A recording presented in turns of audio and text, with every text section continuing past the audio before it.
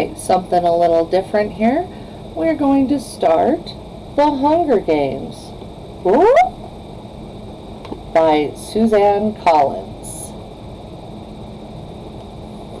Chapter 1. When I wake up, the other side of the bed is cold. My fingers stretch out, seeking Prim's warmth, but finding only the rough canvas cover of the mattress. She must have had bad dreams and climbed in with our mother. Of course she did. This is the day of the reaping. I prop myself up on one elbow. There's enough light in the bedroom to see them. My little sister Prim, curled up on her side, cocooned in my mother's body, their cheeks pressed together. In sleep, my mother looks younger, still worn, but not so beaten down. Prim's face is as fresh as a raindrop, as lovely as the primrose for which she was named. My mother was very beautiful once, too, or so they tell me. Sitting at Prim's knees, guarding her, is the world's ugliest cat. Mashed-in nose, half of one ear missing, eyes the color of rotting squash. Prim named him Buttercup, insisting that his muddy yellow coat matched the bright flower. He hates me, or at least distrusts me. Even though it was years ago, I think he still remembers how I tried to drown him in a bucket when Prim brought him home. Scrawny kitten, belly swollen with worms, crawling with fleas. The last thing I needed was another mouth to feed. But Prim begged so hard, cried even, I had to let him stay. It turned out okay. My mother got rid of the vermin, and he's a born mouser, even catches the occasional rat. Sometimes when I clean a kill, I feed Buttercup the entrails. He has stopped hissing at me. Entrails, no hissing. This is the closest we will ever come to love. I swing my legs off the bed and slide into my hunting boots, supple leather that has molded to my feet. I pull on trousers, a shirt, tuck my long braid into a cap, and grab my forage bag. On the table, under a wooden bowl to protect it from hungry rats and cats alike, sits a perfect little goat cheese wrapped in basil leaves, Prim's gift to me on reaping day. I put the cheese carefully in my pocket as I slip outside. Our part of District 12, nicknamed the Seam, is usually crawling with coal miners heading out to the morning shift at this hour.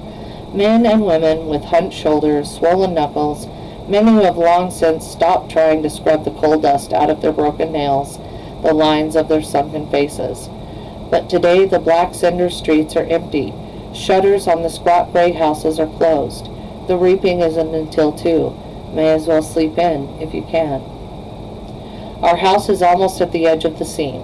I only have to pass a few gates to reach the scruffy field called the meadow. Separating the meadow from the woods, in fact, enclosing all of District 12, is a high chain-link fence topped with barbed wire loops. In theory, it's supposed to be electrified 24 hours a day as a deterrent to the predators that live in the woods. Packs of wild dogs, lone cougars, bears that used to threaten our streets. But since we're lucky to get 2 or 3 hours of electricity in the evenings, it's usually safe to touch. Even so, I always take a moment to listen carefully for the hum that means the fence is live. Right now it's as silent as a stone. Concealed by a clump of bushes, I flatten out on my belly and slide under a 2-foot stretch that's been loose for years. There are several other weak spots in the fence, but this one is so close to home, I almost always enter the woods here. As soon as I'm in the trees, I retrieve a bow and sheath of arrows from a hollow log. Electrified or not, the fence has been successful at keeping the flesh eaters out of District 12. Inside the woods, they roam freely, and there are added concerns like venomous snakes, rabid animals, and no real paths to follow. But there's also food if you know how to find it. My father knew and taught me some before he was blown to bits in a mine explosion. There was nothing even to bury. I was 11 then. 5 years later, I still wake up screaming for him to run. Even though trespassing in the woods is illegal and poaching carries the severest of penalties, more people would risk it if they had weapons. Most are not old enough to venture out with just a knife. My bow is a rarity, crafted by my father along with a few others that I keep well hidden in the woods, carefully wrapped in waterproof covers.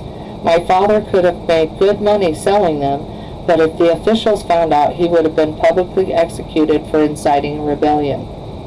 Most of the peacekeepers turn a blind eye to the few of us who hunt because they're as hungry for fresh meat as anybody is. In fact, they're among our best customers. But the idea that someone might be arming the seam would have never been allowed. In the fall, a few brave souls sneak into the woods to harvest apples, but always inside of the meadow, always close enough to run back to the safety of District 12 if trouble arises. District 12, where you can starve to death in safety, I mutter. Then I glance quickly over my shoulder. Even here, in the middle of nowhere, you worry someone might overhear you. When I was younger, I scared my mother to death. The things I would blurt out about District 12, about the people who rule our country, Panem, far from the far-off city called the capital. Eventually, I understood this would only lead us to more trouble. So I learned to hold my tongue and to turn my features into a different mask. Into an indifferent mask, so that no one could ever read my thoughts. Do my work quietly in school, make only polite small talk in the public market, discuss little more than trades in the hob, which is the black market where I make most of my money. Even at home, where I'm less pleasant, I avoid discussing tricky topics, like the reaping or food shortages or the Hunger Games. Prim might begin to repeat my words, and then where would we be? In the woods waits the only person with whom I can be myself, Gale. I can feel the muscles of my face relaxing, my pace quickening as I climb the hills to our place, a rock ledge overlooking a valley. A thicket of berry bushes protect it from unwanted eyes. The sight of him waiting there brings on a smile. Gale says I never smile except in the woods. "Hey, Catnip," says Gale. My real name is Katniss, but when I first told him, I had barely whispered it, so he thought I'd said catnip. Then when this crazy lynx started following me around the woods looking for handouts, it became his official nickname for me. I finally had to kill the lynx because he scared off game. I almost regretted it because he wasn't bad company, but I got a decent price for his pelt. "Look what I shot!" Gale holds up a loaf of bread with an arrow stuck in it, and I laugh. It's real bakery bread, not the flat, dense loaves we make from our grain rations. I take it in my hands, pull out the arrow, and hold the puncture in the crust to my nose, inhaling the fragrance that makes my mouth flood with saliva. Frying bread like this is for special occasions. Still warm, I say. He must have been at the bakery at the crack of dawn to trade for it. What did it cost you? Just a squirrel. I think the old man was feeling sentimental this morning, says Gale. Even wished me luck. Well, we all feel a little closer today, don't we? I say, not even bothering to roll my eyes. Prim left us cheese. I pulled it out. His expression brightens at the treat. Thank you, Prim. We'll have a real feast. Suddenly falls into a capital accent as he mimics Effie Trinket, the maniacally upbeat woman who arrives once a year to read out the names at the reaping. I almost forgot! Happy Hunger Games! He plucks a few blackberries from the bushes around us. And may the odds... He tosses a berry and a high arc toward me. I catch at my mouth and break the delicate skin with my teeth. The sweet tartness explodes across my tongue. Be ever in your favor! I finish with equal verve. We have to joke about it because the alternative is to be scared out of your wits. Besides, the capital accent is so affected, almost anything sounds funny in it. I watch as Gale pulls out his knife and slices the bread. He could be my brother. Straight black hair, olive skin. We even have the same gray eyes. But we're not related, at least not closely. Most of the families who work in the mines resemble one another this way. That's why my mother and Prim, with their light hair and blue eyes, always look out of place. They are. My mother's parents were part of a small merchant class that caters to officials, peacekeepers, and the occasional seam customer. They ran an apothecary shop in the nicer part of District 12. Since almost no one can afford doctors, apothecaries are our healers. My father got to know my mother because on his hunts he would sometimes collect medicinal herbs and sell them to her shop to be brewed into remedies. She must have really loved him to leave her home for the seam. I try to remember that when all I can see is the woman who sat by, blank and unreachable, while her children turned to skin and bones. I try to forgive her for my father's sake, but to be honest, I'm not the forgiving type. Gale spreads the bread slices with the soft goat cheese, carefully placing a basil leaf on each while I strip the bushes of their berries. We settle back in a nook in the rocks. From this place we are invisible, but we have a clear view of the valley, which is teeming with summer life, greens to gather, roots to dig, fish iridescent in the sunlight. The day is glorious, with a blue sky and soft breeze. The food's wonderful, with the cheese seeping into the warm bread and the berries bursting in our mouths. Everything would be perfect if this really was a holiday, if all the day off meant was roaming the mountains with Gale, hunting for tonight's supper. But instead, we have to be standing in the square at 2 o'clock, waiting for the names to be called out. "We could do it, you know," Gale says quietly. "What?" I ask. "Leave the district, run off, live in the woods. You and I, we could make it," said Gale. I don't know how to respond. The idea is so preposterous. "If we didn't have so many kids," he adds quickly. "They're not our kids, of course, but they might as well be. Gale's two little brothers and a sister, Prim, and you may as well throw in our mothers too, because how would they live without us? Who would fill those mouths that are always asking for more? With both of us hunting daily, there are still nights when game has to be swapped for lard or shoelaces or wool, still nights when we go to bed with our stomachs growling." "I never want to have kids," I say. "I might, if I didn't live here," says Gale. "But you do," I say, irritated. "Forget it," he snaps back. The conversation feels all wrong. Leave? How could I leave Prim, who is the only person in the world I'm certain I love? And Gale is devoted to his family. We can't leave, so why bother talking about it? And even if we did, where did this stuff about having kids come from? There's never been anything romantic between Gale and me. When we met, I was a skinny 12-year-old, and although he was 2 years older, he already looked like a man. It took a long time for us to even become friends, to stop haggling over every trade and begin helping each other out. Besides, if he wants kids, Gale won't have any trouble finding a wife. He's good-looking, he's strong enough to handle the work in the mines, and he can hunt. You can tell by the way the girls whisper about him when he walks in school that they want him. It makes me jealous, but not for the reason people would think. Good hunting partners are hard to find. "What do you want to do?" I ask. "We can hunt, fish, or gather." "Let's fish at the lake. We can leave our poles and gather in the woods. Get something nice for tonight," he says. Tonight. After the reaping. Everyone is supposed to celebrate. And a lot of people do, out of relief that their children have been spared another year. But at least 2 families will pull their shutters, lock their doors, and try to figure out how they will survive the painful weeks to come. We make out well. The predators ignore us on a day when easier, tastier prey abounds. By late morning, we have a dozen fish, a bag of greens, and best of all, a gallon of strawberries. I found the patch a few years ago, but Gale had the idea to string mesh nets around it to keep the animals out.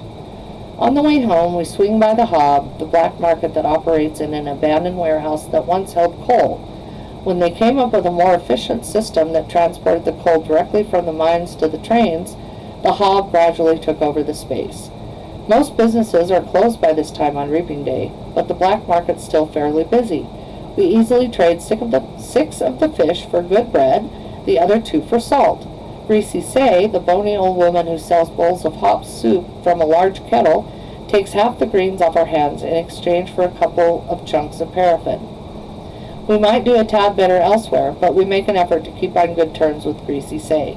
She's the only one who can consistently be counted on to buy a wild dog. We don't hunt them on purpose, but if you're attacked and you take out a dog or 2, well, meat is meat. Once it's in the soup, I'll call it beef, Greasy says with a wink. No one in the scene would turn up their nose at good leg of wild dog, but the peacekeepers who come to the Hob can afford to be a little choosier. When we finish our business at the market, we go to the back door of the mayor's house to sell half the strawberries, knowing he has a particular fondness for them and can afford our price. The mayor's daughter, Madge, opens the door. She's in my year at school. Being the mayor's daughter, you'd expect her to be a snob, but she's all right. She just keeps to herself, like me.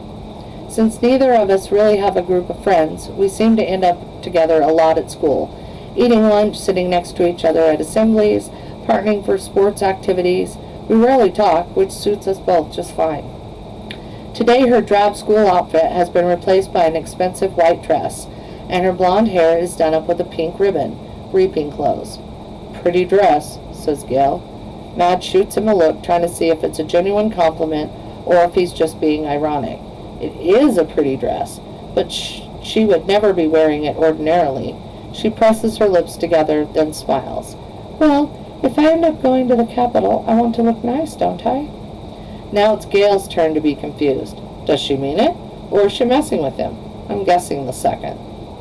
"You won't be going to the Capitol," said Gale coolly. His eyes land on a small circular pin that adorns her dress. Real gold, beautifully crafted. It could keep a family in bread for months. "What can you have, 5 entries? I had 6 when I was just 12 years old." "That's not her fault," I say. "No, it's no one's fault, just the way it is," says Gale. Madge's face has become closed off. She puts the money for the berries in my hand. "Good luck, Katniss." "You too," I say, and the door closes.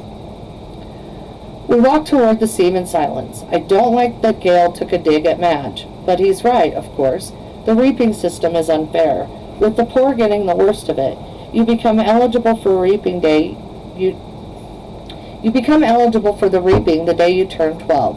That year your name is entered once, at 13 twice, and so on until you reach the age of 18, the final year of eligibility, when your name goes into the pool 7 times. That's true for every citizen in all 12 districts in the entire country of Panem. But here's the catch. Say you are poor and starving, as we were. You can opt to add your name more times in the exchange for tesserae. Each tessera is worth a meager year's supply of grain and oil for one person. You may do this for each of your family members as well. So at the age of 12, I had my name entered 4 times. Once because I had to, and 3 times for tesserae for grain and oil for myself, Prim, and my mother. In fact, every year I have needed to do this, and the entries are cumulative. So now at the age of 16, my name will be in the reaping 20 times. Gale, who is 18 and has been either helping or single-handedly feeding a family of 5 for 7 years, will have his name in 42 times. You can see why someone like Madge, who has never been at risk for needing tessera, can set him off. The chance of her name being drawn is very slim compared to those of us who live in the seam. Not impossible, but slim. And even though the rules were set up by the Capitol, not the districts, certainly not Madge's family, it's hard not to resent those who don't have to sign up for tesserae. Gale knows his anger at Madge is misdirected. On other days, deep in the woods, I've listened to him rant about how the tesserae are just another tool to cause misery in our district, a way to plant hatred between the starving workers of the seam and those who can generally count on supper and thereby ensure we will never trust one another. It's to the Capitol's advantage to have us divided among ourselves, he might say, if there are no ears to hear but mine. If it wasn't reaping day, if a girl with a gold pin and no tesserae had not made what I'm sure she thought was a harmless comment. As we walk, I glance over at Gale's face, still smoldering underneath his stony expression. His rages seem pointless to me, although I never say so. It's not that I don't agree with him. I do. But what good is yelling about the Capitol in the middle of the woods? It doesn't change anything. It doesn't make things fair. It doesn't fill our stomachs. In fact, it scares off the nearby game. I let him yell, though. Better he does it in the woods than in the district. Gale and I divide our spoils, leaving 2 fish, a couple of loaves of good bread, greens, a quart of strawberries, salt, paraffin, and a bit of money for each. "See you in the square," I say. "Wear something pretty," he says flatly. At home, I find my mother and sister are ready to go. My mother wears a fine dress from her apothecary days. Prim is in my first reaping outfit, a skirt and ruffled blouse. It's a bit big on her, but my mother has made it stay with pins. Even so, she's having trouble keeping the blouse tucked in at the back. A tub of warm water waits for me. I scrub off the dirt and sweat from the woods and even wash my hair. To my surprise, my mother has laid out one of her own lovely dresses for me, a soft blue thing with matching shoes. "Are you sure?" I ask. trying to get past rejecting offers of help from her. For a while I was so angry I wouldn't allow her to do anything for me. And this is something special. Her clothes from her past are very precious to her. Of course. Let's put your hair up too, she says. I let her towel dry it and braid it up on my head. I can hardly recognize myself in the cracked mirror that leans against the wall. You look beautiful, says Prim in a hushed voice. And nothing like myself, I say. I hug her because I know the next few hours will be terrible for her. Her first reaping. She's about as safe as you can get, since she's only entered once. I wouldn't let her take out any tesserae, but she's worried about me, that the unthinkable might happen. I protect Prim in every way I can, but I'm powerless against the reaping. The anguish I always feel when she's in pain wells up my chest and threatens to register on my face. I notice her blouse is pulled out of her skirt in the back again, and I force myself to stay calm. Tuck your tail in, little duck, I say, smoothing the blouse back in place. Prim giggles and gives a quick quack. Quack yourself, I say with a light laugh, the kind only Prim can draw out of me. Come on, let's eat, I say, and plant a quick kiss on the top of her head. The fish and greens are already cooking in a stew, but that will be for supper. We decide to save the strawberries and bakery bread for this evening's meal, to make it so special, we say. Instead, we drink milk from Prim's goat, Lady, and eat the rough bread made from the tesserae grain, although no one has much appetite anyway. At 1 o'clock, we head for the square. Attendance is mandatory unless you're on death's door. This evening, officials will come around and check to see if this is the case. If not, you'll be imprisoned. It's too bad, really, that they hold the reaping in the square, one of the few places in District 12 that can be pleasant. The square is surrounded by shops, and on the public market days, especially if there's good weather, it has a holiday feel to it. But today, despite the bright banners hanging on the buildings, there's an air of grimness. The camera crews, perched like buzzards on rooftops, only add to the effect. People file in silently and sign in. The reaping is a good opportunity for the Capitol to keep tabs on the population as well. 12 through 18-year-olds are herded into roped-off areas marked off by ages. The oldest in the front, the young ones like Prim toward the back. Family members lined up around the perimeter, holding tightly to one another's hands. There are others, too, who have no one they love at stake, or who no longer care, who slip among the crowd taking bets on the 2 kids whose names will be drawn.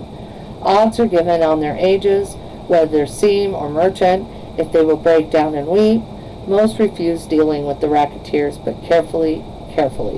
These same people tend to be informers, and who hasn't broken the law? I could be shot on a daily basis for hunting, but the appetites of those in charge protect me. Not everyone can claim the same. Anyway, Gale and I agree that if we have to choose between dying of hunger and a bullet in the head, the bullet would be much quicker. The space gets tighter, more claustrophobic as people arrive. The square is quite large, but not enough to hold District 12's population of about 8,000. Latecomers are directed to the adjacent streets where they can watch the event on screens as it's televised live by the state. I find myself standing in a clump of 16s from the scene.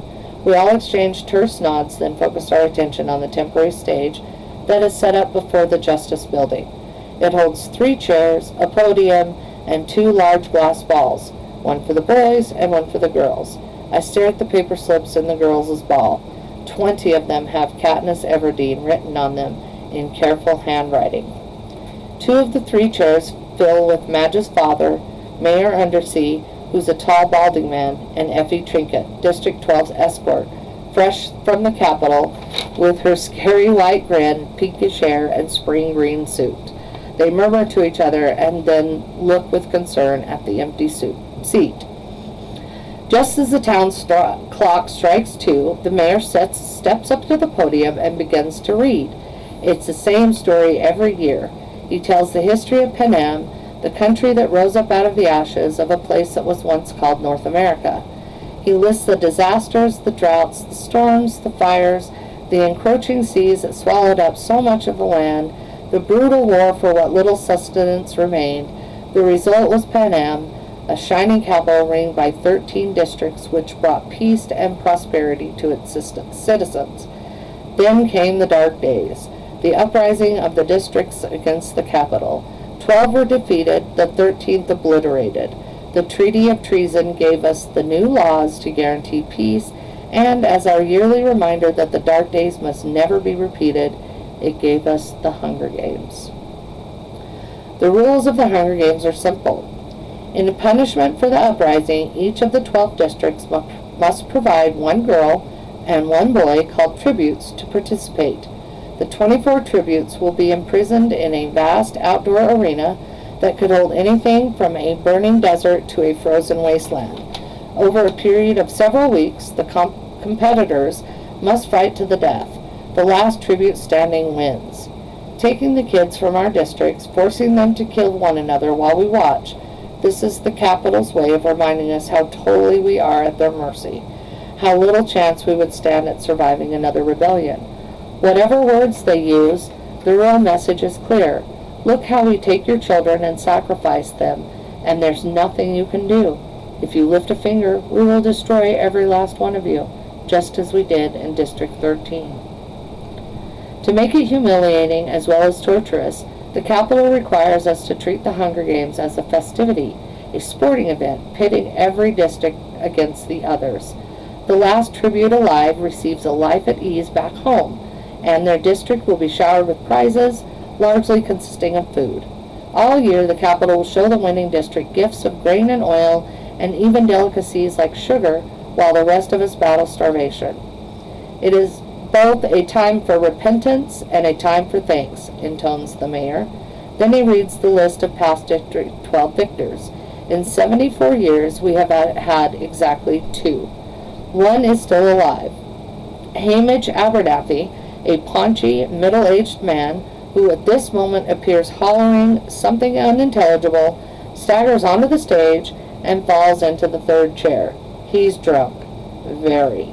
The crowd responds with its token applause, but he's confused and tries to give Effie Trinket a big hug, which she barely manages to fend off. The mayor looks distressed. Since all of this is being televised, right now District 12 is the laughingstock of Pan Am, and he knows it. He quickly tries to pull the attention back to the reaping by introducing Effie Trinket. Bright and bubbly as ever, Effie Trinket trots to the podium and gives her signature, "Happy Hunger Games, and may the odds be ever in your favor." Her pink hair must be a wig, because her curls had shifted slightly off-center since her encounter with Hamish. She goes on a bit about what an honor it is to be here, although everyone knows she's just aching to get bumped up to a better district where they have proper victors, not drunks who molest you in front of the entire nation. Through the crowd, I spot Gale looking back at me with a ghost of a smile. As reaping goes, this one at least has a slight entertainment factor, but suddenly I'm thinking of Gale and his 42 names in that big glass ball, and how the odds are not in his favor. Compared to a lot of the boys, and maybe he's thinking the same thing about me, because his face darkens and he turns away. But there's still thousands of slips, I wish I could whisper to him. It's time for the drawing. Effie Trinket says, as she always does, "Ladies first," and crosses to the glass ball with the girls' names. She reaches in, digs her hand deep into the ball, and pulls out a slip of paper. The crowd draws in a collective breath, and then you can hear a pin drop. And I'm feeling nauseous and so desperately hoping that it's not me, that it's not me, that it's not me. Effie Trinket crosses back to the podium, smooths the slip of paper, and reads out the name in a clear voice. And it's not me. It's Primrose Everdeen.